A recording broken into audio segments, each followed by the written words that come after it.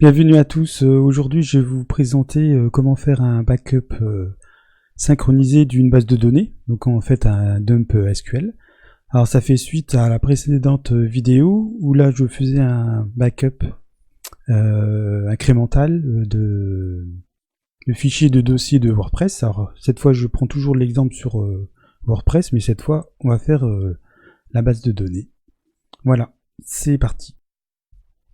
Comme dans la précédente vidéo, depuis le serveur de backup, qui est un serveur Linux, il faut gérer les clés SSH, qu'on avait fait ici avec la précédente vidéo. Donc je vous invite à aller voir cette vidéo pour cette partie-là. Donc là, on va dire que c'est fait. Alors dans un premier temps, on va configurer le mot de passe MySQL pour faire le dump. Parce que par sécurité, on va pas inclure le mot de passe dans le script. Il vaut mieux qu'il soit configuré sur le serveur en lui-même. Donc là, j'ai mon serveur où est installé WordPress et je vais donc configurer ici le fichier. Donc là, j'ai appelé mysqldump.cnf où je vais mettre mon mot de passe. Donc là, je lance un éditeur. Donc là, moi, j'utilise mcedit. Donc mcedit etc mysql dump.cnf et là je lui indique les infos que j'ai ici, donc je vais faire un copier-coller. Voilà. Donc là j'ai bien mon user et ici bien sûr il faut mettre le mot de passe de la base de données qui s'appelle WordPress dans mon cas, mais ça peut être un autre nom. Généralement par défaut c'est WordPress. Donc là je vais lui mettre mon vrai mot de passe. Voilà, donc là j'ai sauvegardé mon fichier mysqldump.cnf. Maintenant je vais faire un chmod ici pour la sécurité, pour pas qu'il puisse être lu par n'importe qui. Voilà, donc chmod. Donc là c'est fini pour la partie serveur où est WordPress. Maintenant je vais commencer à coder donc mon fichier donc sur le serveur de backup. Donc je reprends le début de mon ancien script, comme c'est le même. Donc là sur la première ligne j'indique le nom du serveur où est WordPress. Là le chemin du dossier de backup sur le serveur de backup.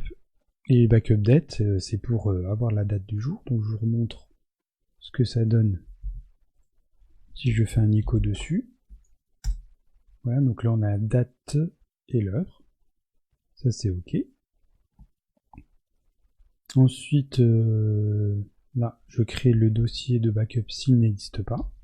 Donc la même chose, je reprends l'ancien code. Donc là je lui dis si le dossier backup n'existe pas, tu me le crées avec l'utilisateur root et un chmod de 600. Ensuite on va directement commencer à faire le dump. Donc là je mets un écho dump SQL. C'est juste pour information. Et là maintenant je vais utiliser SSH pour lancer donc le dump à distance. Donc SSH route arrobase, donc là le nom du serveur, enfin le serveur que j'ai configuré ici, et là entre guillemets je vais pouvoir lancer une commande à distance. Donc ici on peut mettre ce que l'on veut.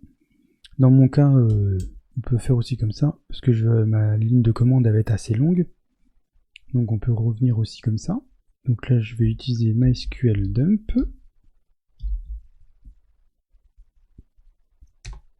et là je vais utiliser le fichier que je viens de créer ici, etc dump mysqldump.cnf.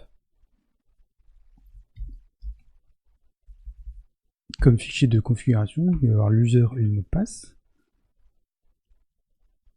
Et il faut utiliser cette option-là. Et il faut impérativement l'utiliser en premier. Si vous la mettez après, ça ne fonctionnera pas, vous aurez une erreur. Je vais mettre comme host, comme je suis sur le serveur lui-même, donc host égale localhost.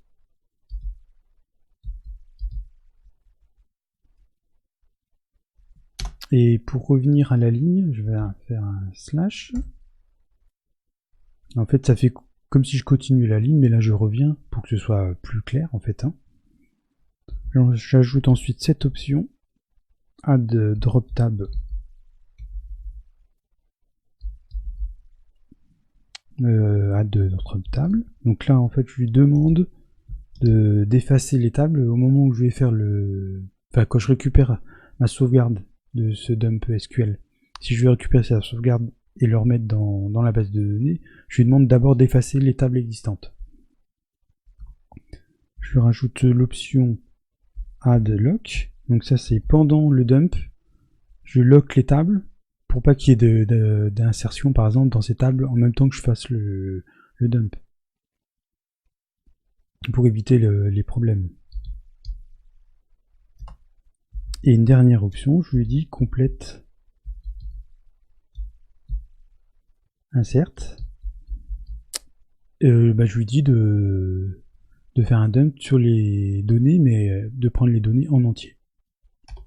La même chose, je reviens à la ligne. Maintenant, je lui indique le nom de la base. Là, c'est WordPress.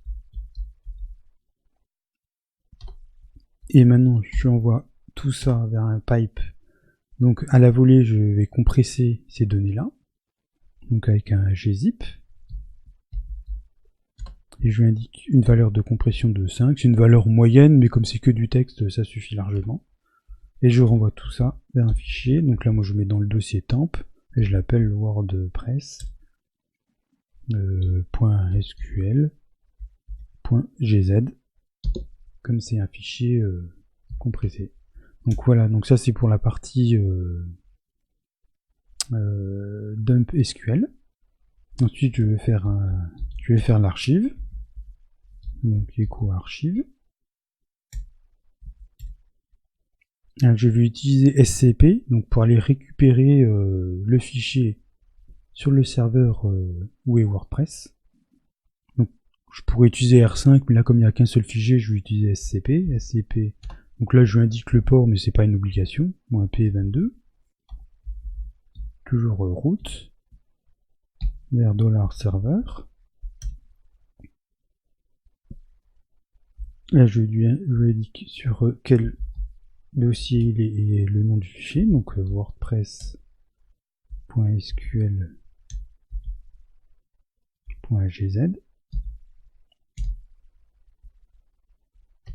Et je lui dis de le mettre dans le dossier donc backup. Et je le renomme à la volée. Donc ça c'est pour faire les sauvegardes incrémentales. Donc je vais rajouter une date à chaque fois. Donc WordPress et là je vais mettre ici mon backup date. Donc la variable, comme ça à chaque fois j'aurai une date différente. .sql.gz.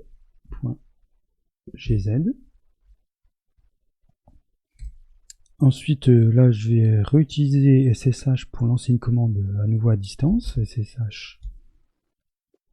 Donc route sur $serveur. Et là cette fois je lui dis simplement c'est pour effacer le fichier celui-là. Comme ça traîne pas. Tout simplement. Et ensuite je vais supprimer les fichiers qui sont plus vieux de 30 jours. Donc en fait c'est un backup incrémental. Et tous les fichiers qui sont plus vieux que 30 jours, il va les effacer automatiquement. Donc comme j'avais fait ça dans l'ancienne vidéo, je récupère ça de mon ancien script. Je le mets ici, puis je vais juste rajouter étoile.sql.gz. Voilà, là mon script est... Maintenant je vais lancer le script sur le serveur de backup. Donc là je regarde, donc il est bien là, hop. Là, je peux le lancer directement.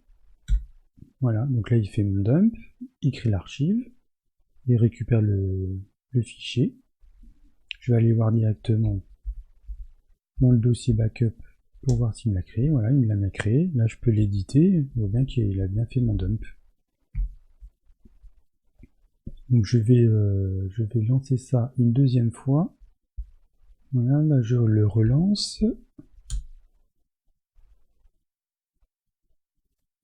Là, je revérifie dans mon dossier et j'en ai bien deux. Alors maintenant, je vais aller changer la date d'un des fichiers pour voir si la suppression automatique des fichiers de plus de 30 jours fonctionne. Donc pour ça, je me mets dans le dossier. Hop. Voilà, donc là, ils sont toutes les deux du 20 mars. Et avec la fonction touch, je vais changer cette date. Donc je vais prendre ce fichier-là. Voilà, si je refais un ls, alors maintenant il est du 17 février. Donc si je relance mon script, il me fait un dump. Voilà, et là, il m'a bien supprimé celui-là, qui était du 17 février. Et si je fais un ls-rh de home backup, voilà, il m'a bien fiché. Ouais, il m'a bien supprimé celui du 17 février. Donc maintenant il me reste plus que à faire ça automatiquement dans un cron tab. Donc mcedit etc cron tab. Donc là j'avais déjà rajouté ici, comme dans la précédente vidéo. Donc là c'était pour les dossiers et là c'est pour la base de données.